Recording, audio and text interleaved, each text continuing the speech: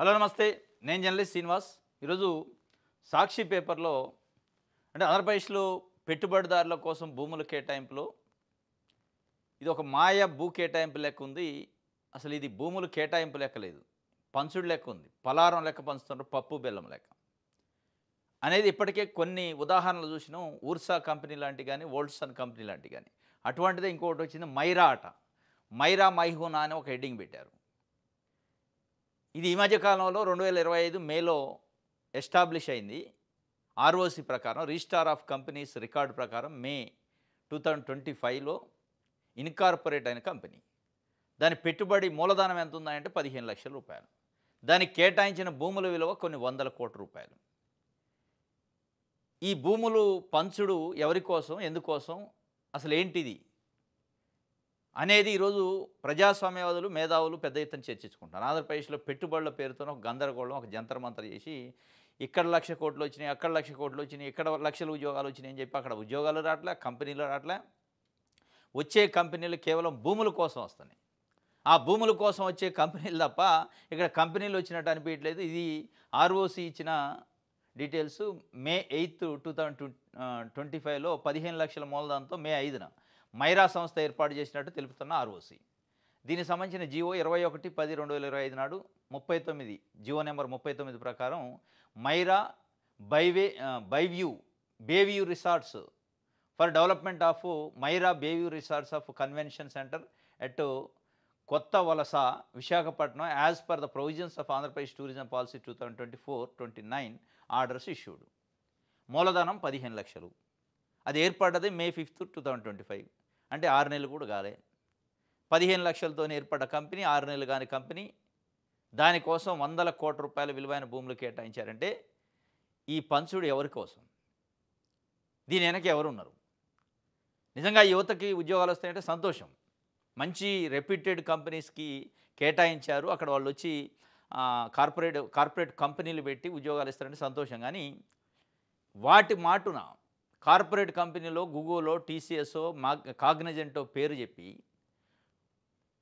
వాటిని చూపిస్తూ ఇంకా ఇట్లాంటి వోల్టాస్ అన్నో, ఊర్సా కంపెనీయో, లేదా మైరా లాంటి వాటికి ఇప్పుడు ఇక్కడ దీనికి మైరాకి ఎంత అంటే 5 నెలల మైరా బేవ్యూ రిసార్ట్కు విశాఖ, మచిలీపట్నంలో భూములు. విశాఖలో 600 కోట్ల నుంచి 750 కోట్ల విలువైన 15 ఎకరాల భూమి విశాఖపట్నంలో, కొత్త వలసలో. మచిలీపట్నంలో 60 కోట్ల నుంచి 100 కోట్ల విలువైన 20 ఎకరాల దారాదత్తం. మచిలీపట్నంలో అయితే 60 కోట్ల నుంచి 100 కోట్లే ఉందని, విశాఖపట్నంలో అయితే 600 నుంచి 750 కోట్ల రూపాయలు 15 ఎకరాల భూమి. దీనికి ఒక ప్రామాణికత ఉండదా? మీరు ఇచ్చే భూములకు ఒక ప్రామాణికత. కానీ ఇది పబ్లిక్ భూమి, మన కస్టోడియన్స్. మన గెలిపించేది కేవలం 5 సంవత్సరాల కోసం ప్రజలు. వాళ్ళ ప్రాపర్టీస్ని, రాష్ట్ర ప్రభుత్వ ఆస్తుల్ని కాపాడటానికి గెలిపించారనేది కనీసం సోయి ఉండాలిగా. ఎవరికి పడితే వానికి ఇచ్చేసే పరిస్థితి ఉంటే అది ఎన్నెళ్ళు అయింది ఇన్కార్పొరేట్ అయ్యి, చూసుకునే పని లేదా, చూసుకోక కాదు, వాళ్ళకి తెలవక కాదు. ఇదంతా దీని వెనక పెద్ద మాల్ ప్రాక్టీస్ జరుగుతుంది. దీని వెనక పెద్ద క్విడ్ ప్రోకో ఉందనేది పెద్ద ఎత్తున చర్చ జరుగుతుంది. ఆ చర్చకి ఊతం ఇచ్చేలాగా ఉంది మీ కేటాయింపులు, మీ పంచుడు. ఈ పంచుడు, దంచుడు వ్యవహారాలు మీ బ్యాక్గ్రౌండ్ జరిగే డీల్స్ని బేస్ చేసుకొని వస్తున్నాయి జీవోలు. జీవో నెంబర్ 29 లాస్ట్ మంత్ వచ్చింది, అక్టోబర్లో. ఇట్లాంటివి బంద్ చేయాలి. కానీ వాళ్ళు ఈ పెట్టుబడులు, పెద్ద పెద్ద కంపెనీల పేర్లు చూపించి కింద వెనకాల ఇట్లాంటి ఉత్తుత్త కంపెనీలకు ఇచ్చే కార్యక్రమం చేస్తున్నారు. 15 లక్షల మూలధనం పెట్టుబడితో వచ్చిన సంస్థకు 413 కోట్ల పెట్టుబడి పెడుతుందని డిపిఆర్. తెర వెనక చక్రం తిప్పిన ప్రభుత్వ పెద్దలు, బినామీలు అనక మీకింత మాకింత. ఇది మైరాక్ విశాఖపట్నంలో కొత్త వలసలో 15 ఎకరాల భూమిని కేటాయిస్తూ అక్టోబర్ 21న చంద్రబాబు ప్రభుత్వం ఇచ్చి జీవో. దీనికి ఒక్కటి సమానం చెప్పడు. కేవలం 20 రోజుల వ్యవధిలో ఏకంగా 35 ఎకరాలు కేటాయించింది చంద్రబాబు ప్రభుత్వం. ఇది మనకు తెలుస్తున్న కంపెనీలు, మైరా కానీ, ఊర్సా కానీ, వోల్డ్సా. అంటే తెలవకుండా ఏం చేస్తున్నారు కాబట్టి బాధ్యతగా వ్యవహరించాలి. ప్రభుత్వ అధినేతలు కస్టోడియన్స్ మాత్రమే, వాళ్ళు ఓనర్లు కాదు. మీ సొమ్ము కాదు, ఎవడికి పడితే వాడికి ఈయటానికి. మీరు కష్టార్జితమో, మీరు సంపాదించిందో, మీ తాతల తనుల నుంచి వచ్చిందో అయితే అది ఎవరైనా కావచ్చు, చంద్రబాబు నాయుడు గారు కావచ్చు, జగన్మోహన్ రెడ్డి గారు కావచ్చు, ఇంకోళ్ళు XYZ ముఖ్యమంత్రులు ఉన్నా మీరు కస్టోడియన్సు. దీనిపైన పవన్ కళ్యాణ్ గారు మాట్లాడాలి. దీంతోపాటు నిన్న 2వ విడత భూ సమీకరణ చేస్తున్నాం అమరావతిలో, దానికి ఆమోదం తెలుపుతూ కేబినెట్ డెసిషన్ తీసుకుందన్నట్టు బయటకు వచ్చింది. దానికి సంబంధించిన ఏర్పాటు చేస్తున్నారు. దాదాపు 20,000 పైచిలుకు ఎకరాలు, ఇంకొక 24,000 ఎకరాలు మూడో విడత కూడా ఉంటుందని మున్సిపల్ శాఖ మంత్రి అనౌన్స్ చేశారు. ఇదే అంశం పైన పవన్ కళ్యాణ్ గారు గతంలో క్యాబినెట్‌లో అసలు ఇప్పుడు మనం సమీకరించిన భూమికే రైతులకు సమాధానం చెప్పలేని పరిస్థితి, డెవలప్ కాలేదు, మళ్ళా సమీకరణ అంటే వ్యతిరేకత వస్తే ఎట్టి పరిస్థితులు వద్దని ఆయన వ్యతిరేకించినట్లు అప్పుడు వార్తలు వచ్చాయి. మరి ఆ వార్తలు ఎడిపోయిందో, ఆయన వ్యతిరేకించింది ఎడిపోయిందో, దేనికి వ్యతిరేకించిండో, ఆయనకి ఇంకేమన్నా లావాదేవీల కోసం సెట్ చేసుకోవడానికి వ్యతిరేకించి అట్లా అది సెట్ అవ్వగానే కామైండా? మరి ఇంత పెద్ద ఎత్తున ఇప్పటికే అమరావతిలో భూములు ఇచ్చిన రైతులు 33,000 ఎకరాలు ఇచ్చిన 28,000 మంది రైతులు నానా అవస్థలు పడుతున్నారు. వాళ్ళకి దిక్కు దివానం లేని పరిస్థితి, సిఆర్డీ పట్టించుకోని పరిస్థితి. స్వయంగా నిన్న ముఖ్యమంత్రి చంద్రబాబు నాయుడు గారే సిఆర్డీఓలోని అధికారులు రాజధానికి భూములు ఇచ్చిన రైతులను వేధించొద్దు, లంచాలు తీసుకోవద్దని అనౌన్స్ చేసే పరిస్థితికి వచ్చింది. తీసుకుంటే చర్యలు తీసుకుంటామంటే అనే పరిస్థితి. అంటే ఏ స్థాయిలో అవినీతి ఉంది. ఇవన్నీ ఉండగానే అసలు భూములు ఇచ్చి 5-6 సంవత్సరాల క్రితం భూములు ఇచ్చిన రైతులకే సరైన ఇది లేదు, వాళ్ళకి ఇచ్చిన హామీ ప్రకారం మళ్ళీ కొత్తగా భూములు తీసుకొని అసలు ఇది ఎక్కడికి పోద్ది? 33,000 ఎకరాలు తీసుకున్న రోజు ఏమన్నారు, చాలా అద్భుతమైన రాజధాని ఇది అన్నారు. ఇప్పుడు ఏమంటున్నారు, ఒక మామూలు మున్సిపాలిటీ స్థాయి రాజధాని చేయదలుచుకోలేదు కాబట్టి మళ్ళీ సేకరణ. మళ్ళీ దీన్ని తీసుకున్నాక మూడో దశ, నాలుగో దశ అప్పుడు మామూలు కార్పొరేషన్ స్థాయి రాజధాని నేను చేయదలుచుకోలేదు, ఇంకా కావాలి భూములు అంటారా? దీనికి ఒక లిమిట్ ఉండదా? 33,000 ఎకరాలు తీసుకున్న రోజు ఎప్పుడు చెప్పలే ఇంకో దశ ఉంటుంది, ఇది సరిపోదని చెప్పలే, ఇది అద్భుతంగా సరిపోతుంది, అద్భుతమైన రాజధాని వస్తుంది అన్నారు. ఇప్పుడు 5 సంవత్సరాలు 6 సంవత్సరాలు కాగానే వెంటనే ప్లేట్ ఫిరాయించారు. కాబట్టి అక్కడ మీకు భూమి సేకరించే దాంట్లో, సమీకరించే దాంట్లో ఒక లిమిట్ లేకుండా అయింది. ఇక్కడ పంచే దాంట్లో కూడా, ఈ పంచుల్లో కూడా ఒక లిమిట్ లేకుండా అడ్డగోలుగా పంచేస్తాను. ఇది రాష్ట్ర చరిత్ర క్షమించదు మిమ్మల్ని. ఇది ఆలోచించాలి చంద్రబాబు నాయుడు గారు లాంటి సీనియర్ నాయకుడు. మనం ఏం చేస్తున్నాం, ఈ భూములు ఏంది, ఇది ప్రజల సంబంధించిన ఆస్తి, కస్టోడియన్ మనం. చరిత్రలో మనకు ఒక మచ్చ ఉంటుంది, ఈ రకంగా కేటాయింపులు చేస్తే అనేది ఆలోచించాలి. పవన్ కళ్యాణ్ గారు స్పెసిఫిక్గా ఆయన కొత్తగా వచ్చిన రాజకీయ నాయకుడు, ఒక మార్పు కోసం వచ్చింది కాబట్టి వీటిని ఆపే ప్రయత్నం ఆయన చేయాలి. ఆయన ఆపితే ఆగింది. ఇది ఒక వార్త.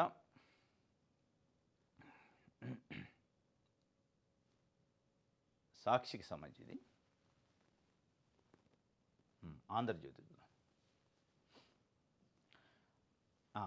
దీత్వా డేంజరు, ముంచుకొస్తున్న మరో తుఫాను ముంపు నేడు తమిళనాడు కోస్తాంధ్ర తీరాలకు సమీపంగా రానుంది. దీత్వా తుఫాను దక్షిణ కోస్తా సీమ జిల్లాలపై ప్రభావం. 4 జిల్లాలకు ఐఎండీ రెడ్ అలర్టు. సముద్రంలోనే బలహీనపడే అవకాశం, తీరం దాటుతుందన్న ఇస్రో నిపుణులు. రాష్ట్ర అధికార యంత్రాంగం అప్రమత్తం. పరిస్థితిపై హోంమంత్రి సిఎస్ సమీక్షలు. సహాయ చర్యల కోసం బృందాలు సిద్ధం. దీత్వా అని అంతకుముందు ఇంకో తుఫాను, ఈ మెంతా తుఫాన్ అని, ఈ తుఫాన్లు ఆంధ్రప్రదేశ్ ప్రజల జీవితాలపైన దాడి చేస్తాయి. ఇది వాస్తవంగా పాపం తుఫాను వీళ్ళ కళ్ళాల్లోనే ధాన్యం ఉంది, వాళ్ళు కక్కా వికలమవుతుంది. మామూలు ఆందోళన కాదు. ఇప్పటికే మొన్న మోంతా తుఫాన్తో ఇప్పటికే నష్టపోయారు రైతులు పాపం. అంతో ఎంతో తడిచిన ధాన్యాన్ని కాస్త ఎండబోసుకొని రోడ్లపైన కళ్ళాలను ఎండబోసి ఇక అమ్ముదాం అనే దశలో ఈ అమ్మకాల విషయంలో ప్రభుత్వ నిర్లక్ష్యం వల్ల ఇంకా అవి సంచులు లేకనో, గోనె సంచులు లేకనో, ట్రాన్స్పోర్టేషన్ లేకనో, కొనేవాళ్ళు సరిగ్గా స్పందించనో, తేమ శాతం వల్ల రకరకాల కారణంతో డిలే అయింది. ఇప్పుడు ఇది ముంచుకొచ్చింది దీత్వా అని. ఈ దీత్వాతోనే అన్నదాతలు దిగులు చెందుతున్నారు. ఈ దిగులుకు ప్రభుత్వ నిర్లక్ష్యం కూడా ఒక కారణం. ఈ తుఫాను వచ్చింది, హెచ్చరికలు ఉంటాయి ఇట్లా వాళ్ళకి వాతావరణ శాఖ నుంచి. కాస్త దానిపైన దృష్టి పెట్టి అవసరమైతే 2-3 మంత్రులు అక్కడ కూర్చొని ఐఏఎస్ ఆఫీసర్లను కూర్చోబెట్టి తొందరగా ఒక కంట్రోల్ రూమ్ లాంటిది పెట్టి తొందరగా కార్యక్రమాన్ని, ఆ కొనే కార్యక్రమాన్ని క్లోజ్ చేసి ఉంటే ఈ బాధ ఉండకపోవు. ఇప్పుడు ఎంత దారుణమైన విషయం అంటే మన మన మన మన వ్యవస్థలో ఇప్పుడు ఒక రైతు ఈ దేశం కోసం, ఈ జాతి కోసం పంట పండిస్తే ఆ రైతు నష్టపోతుంటే, ఆ రైతు ఆత్మహత్య చేసుకుంటుంటే, అప్పుల పాలవుతుంటే ఒక్క ప్రభుత్వం కానీ యంత్రాంగం అసలు ఏంటి అని పరిశీలించదు. పొగాకు రైతులు, చెరుకు రైతులు, మామిడి రైతులు, అదే ప్రభుత్వం ఉన్నాం. కొన్ని ప్రభుత్వాలు కాస్తానే బెటరు.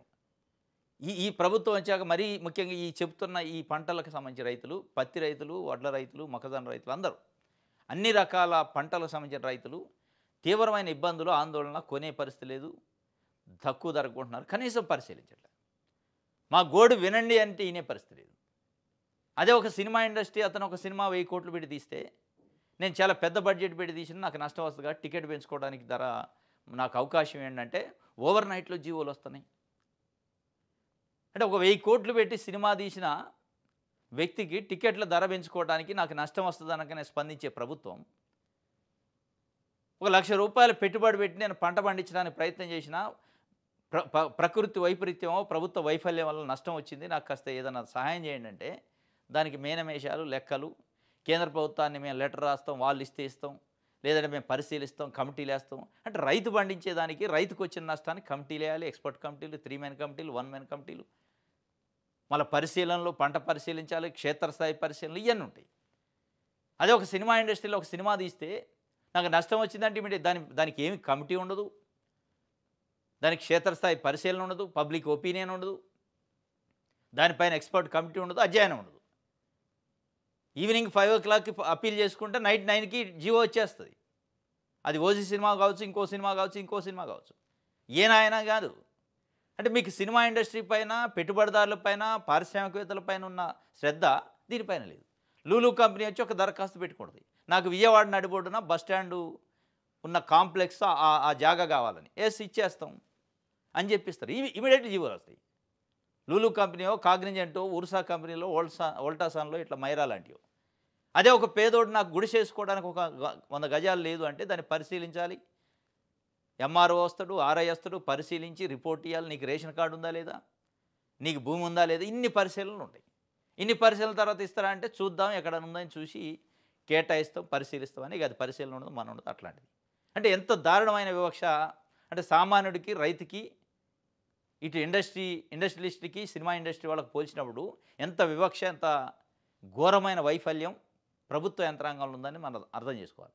ఇప్పటికైనా అందుకే రైతులు ఈరోజు కళ్ళాల్లో ఉన్నారు పాపం. వాళ్ళ గురించి ఆలోచించాలి చంద్రబాబు నాయుడు గారు కానీ, అచ్చెన్నాయుడు గారు కానీ, లోకేష్ గారు కానీ, పవన్ కళ్యాణ్ గారు. ఆలోచించి ఏం చేయాలనేది ఒక కంట్రోల్ రూమ్ పెట్టండి. ఇమ్మీడియట్గా వితిన్ ద అవర్స్లోనే మెకానిజం స్పీడ్గా కొనే మెకానిజాన్ని డెవలప్ చేయాలి. ఈ గోన సంచులు లేవని ఒకసారి, లారీలు లేవని ఒకసారి, ఏం తెలియదా మీకు? ఒక అంచనా ఉంటుంది. ఇన్ని టన్నుల ధాన్యం పండితే దానికి ఇన్ని వెహికల్స్ అయితే, ఇన్ని గోన సంచులు అయితే అని ఒక అంచనా ఉంటుంది. అంటే నిర్లక్ష్యం.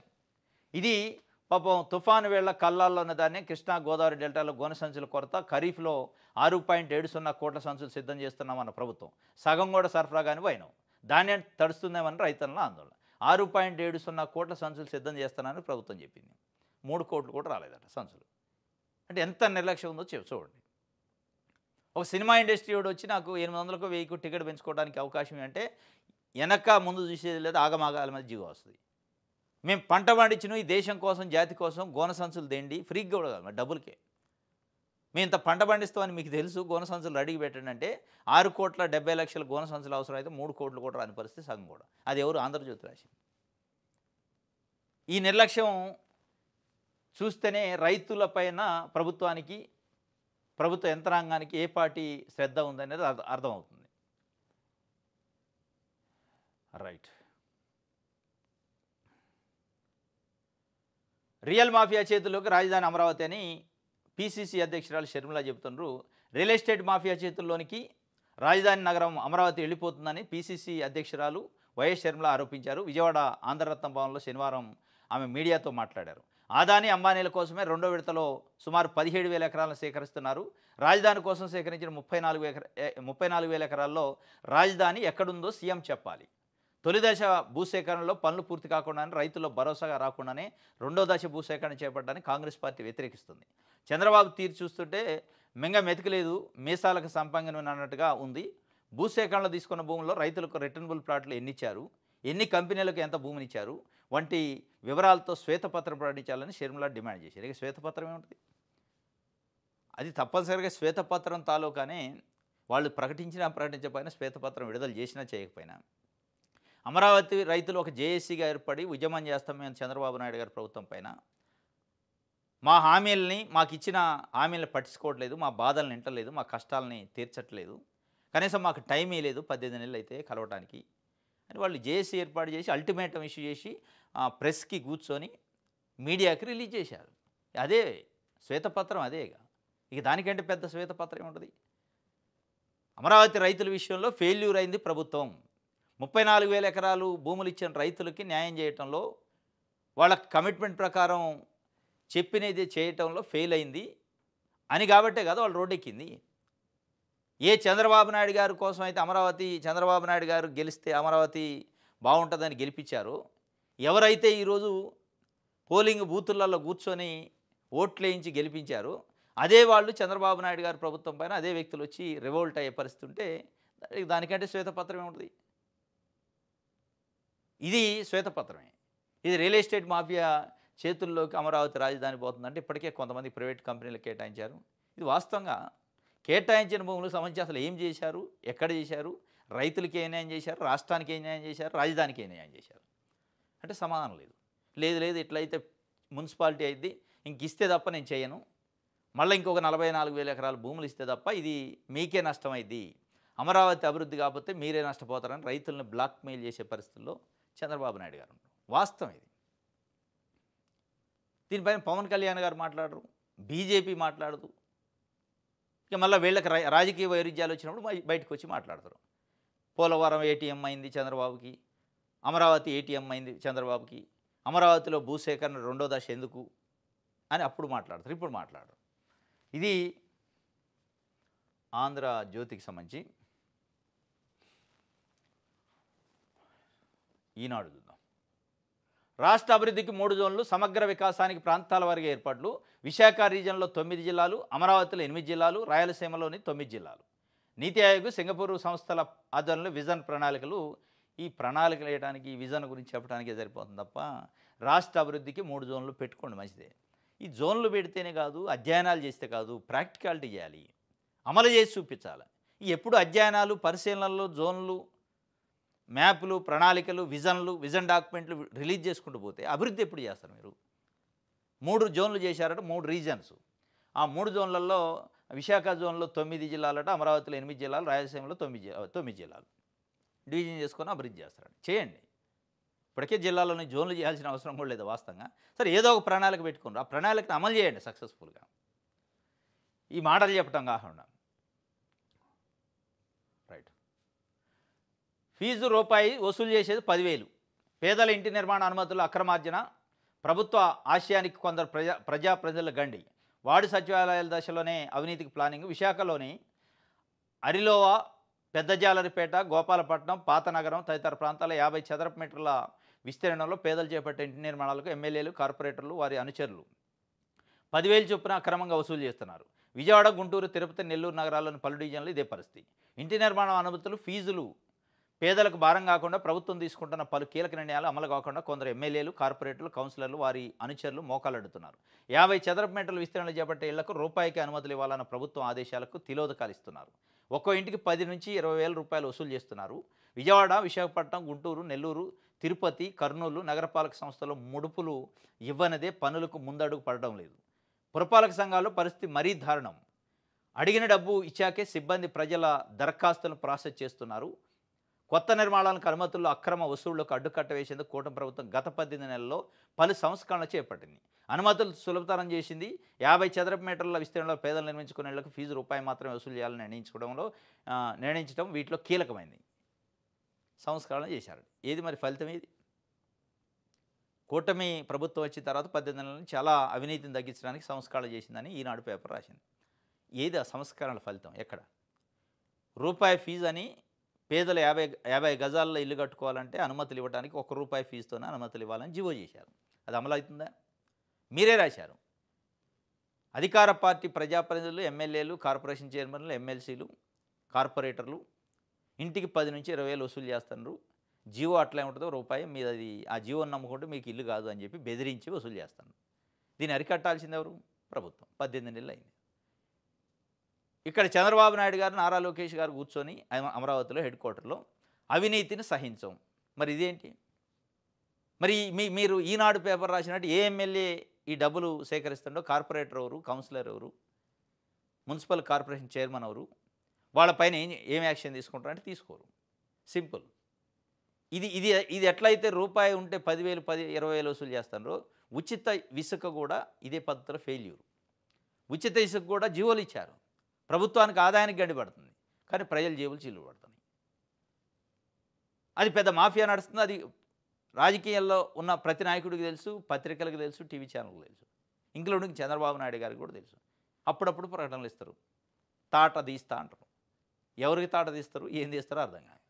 తాట ప్రజలకు తీస్తారు. మీరు ఉచితం పేరుతోని ఇక్కడ గాని, అక్కడ గాని. ఇది ఒక వార్త. కమిట్మెంట్ ఉండాలి. కమిట్మెంట్ ఉంటే అప్పుడు ఏమైద్దంటే చర్యలు గట్టిగా ఉంటాయి. చర్యలే లేనప్పుడు జీవోలు చేసి చేతులు దులుపుకుంటే నేను ఉచితంగా ఇస్తానంటే కిందోళ్ళు మీరు అడ్డగోలుగా వసూలు చేసుకోండి, బెల్ట్ షాపులు పెట్టుకోండి, అమ్ముకోండి వైన్స్ అమ్మండి, ఎక్కడ పడితే అక్కడ పెట్టండి, గల్లీ గలికని మీరు ఇండైరెక్ట్గా అనుమతులు ఇచ్చే పరిస్థితి ఉంటే, ఇసుకని అడ్డగోలుగా దోపిడీ చేసుకోండి ఇండైరెక్ట్గా చెప్తే, రూపాయి ఫీజు పెట్టి జీవో పెట్టి 10,000-20,000 తెలుగుదేశం పార్టీ నాయకులు వసూలు చేస్తుంటే మీరు స్పందించకపోతే ఏముంటుంది? ఏముండదు. ఇది ఒక వార్త అయితే. ఇంకోటి, నా కుమారుడు జోలికి వస్తే ఊరుకోనని మంత్రి గుమ్మిడి సంధ్యారాణి స్త్రీ శిశు సంక్షేమ శాఖ మంత్రి, గిరిజన సంక్షేమ శాఖ మంత్రి. ఒక మహిళ డైరెక్ట్గా వాళ్ళ కొడుకు పైన ఆరోపణలు చేసింది, అభియోగం మోపింది. మరి అది నిజం అవుతుందో తెలియదు. లైంగిక వేధింపులు చేసిండు వీళ్ళ కొడుకు. ఈమెకు సంబంధించిన private PA. First private PA అట సతీషు. ఆ ప్రైవేట్ పిఏ సతీష్ తీవ్రమైన వేధింపులు ఆమె దగ్గర 5 లక్షల రూపాయలు తీసుకొని కంపాషనేట్ గ్రౌండ్లో జాబ్ ఇప్పించడానికి తీసుకుండు. జాబ్ వచ్చిన తర్వాత ఎంక్వైరీ చేస్తే ఆయన ఎక్కడ ఒక రూపాయి ఇవ్వలేదు. 5 లక్షలు రిటర్న్ అడిగితే నీ మీద మా తెలుగుదేశం పార్టీ నాయకులు మనసు బారేసుకుంటున్నారు, నువ్వు వెళ్ళాల్సి వస్తుంది, ఎక్కడికి పిలిస్తే అక్కడికి. దట్టు తెలుగుదేశం పార్టీ నాయకులే కాదు, మంత్రి గారి కుమారుడు నీ మీద మనసు పడ్డాడు కాబట్టి ఆయన తృప్తిపరచిపోయి అని చెప్పినాడు. దానికి సంబంధించిన మెసేజ్లు, వాట్సాప్ చాట్లు అనేది ఉంచింది. ఆమె పైసలు పంపించిన ఆన్లైన్ ట్రాక్స్ చూపించింది. డైరెక్ట్గా కంప్లైంట్ చేస్తే పట్టించుకోని పరిస్థితి. డైరెక్ట్గా ఒక మహిళా మంత్రి మీ కొడుకు ఇట్లా నన్ను వేధిస్తాడు, మీ పర్సనల్ పిఏ, మీ ప్రైవేట్ పిఏ వేధిస్తాడు అంటే స్పందించలే మీరు. ఈరోజు వచ్చి నా కుమారుడు జోలికి, నా బిడ్డ జోలికి వస్తూ ఊరుకోనంటే, అంటే మీ బిడ్డ పోయి ఇంకో బిడ్డ జోలికి పోవచ్చా? తప్పు కాదు అది. నా కుమారుడు జోలికి వస్తే నేను ఊరుకోను అని మీరు చెప్తున్నారు. ఊరుకోమాకండి ఉత్తగా వస్తే. కానీ మీ కుమారుడు ఇంకొక మహిళ జోలికి పోయి, ఒక అమ్మాయి జోలికి పోయి, భర్త లేని మహిళ, ఒంటరి మహిళ జోలికి పోయి, నీ పైన నేను మనసు పడ్డా, నా కోరిక తీర్చు అంటే అది కరెక్టా? మరి ఒక మహిళగా మీరు ఆలోచించాలిగా. మీరు చేయాల్సింది విజ్ఞత, హుందా ఉంటే మీ కొడుకు పైన, మీ పర్సనల్ ప్రైవేట్ పిఏ పైన చర్యలు తీసుకోవాలి. అవసరమైతే కేసు బుక్ చేయండి అని చెప్పాలి. మీరు వాళ్ళనే వెనకేసుకొచ్చుకుంటూ నా బిడ్డ జోలికి వస్తే, నా కొడుకు జోలికి వస్తే నేను ఊరుకోను అంటే మీ కొడుకు మంది జోలికి పోవచ్చు, అది తప్పు లేదు. కనీసం బాధ్యత ఉండాలి కదా. దీనిపైన నేను తెలుగుదేశం పార్టీ ఆఫీసులో చంద్రబాబు నాయుడు గారు స్పందించినట్టుగా ఎట్లా మీరు చర్యలు ఎందుకు తీసుకోరు అని చెప్పినట్టు ఏడిచ్చారు. మహిళను కించపరిస్తే ఖబర్దార్, మంత్రి అనధికారిక పిఏపై ఆరోపణలు వస్తే తొలగించరా అని చెప్పిండు. ఆగ్రహం వ్యక్తం చేసిండు. ఏది మరి ఆగ్రహం? మీరు ఇక్కడ ఆగ్రహం వ్యక్తం చేస్తుంటే అక్కడ నా కుమారుడు జోలికి వస్తే నేను ఊరుకోనని ఆమె మంత్రి గారు ఆగ్రహం వ్యక్తం చేస్తున్నారు. ఏ ఆగ్రహాన్ని మనం లెక్కలోకి తీసుకోవాలి? దీన్ని తీసుకోవాలా, దాన్ని తీసుకోవాలా? ఏంది ఈ డ్రామాలు? మళ్ళీ చంద్రబాబు నాయుడు గారు చెప్తుండు, మహిళల జోలికి వస్తే సహించేది లేదు, తాట తీస్తా అని. సుధామాధవి అని తెలుగుదేశం పార్టీ నాయకురాలు, రైల్వే కోడూరు ఎమ్మెల్యే యాస్పిరెంట్గా ఉండి 7 కోట్ల రూపాయలు వేమన సతీష్కి ఇచ్చింది. లోకేష్ గారికి సన్నిహితుడు ఆయన టికెట్ కోసం. ఆ టికెట్ డబ్బులు రిటర్న్ ఇవ్వట్లేదంటే ఆమె మహిళ కాదా? ఆమె పైన వేధింపులు, పోలీసు వేధింపులు, అక్రమ కేసులు, బెదిరింపులు, చంపుతామని బెదిరింపులు మీ దృష్టికి రాలేదు అది? అంటే కన్వీనియంట్గా మాట్లాడద్దు. మీ దృష్టికి వచ్చినప్పుడు మీకు అనుకూలంగా అయితే ఒక రకంగా, వ్యతిరేకంగా అయితే ఇంకొక రకంగా మాట్లాడితే ఇట్లే ఉంటాయి. రైట్.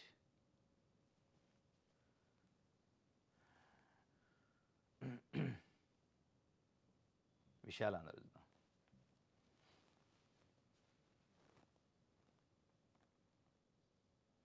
వైసీపీ చేజారుతున్న మండలి, రాజీనామాలు, పదవి విరమణలు పుంజుకుంటున్న కూటమి 2027కి పూర్తి మెజార్టీ కూటమికి వస్తుంది.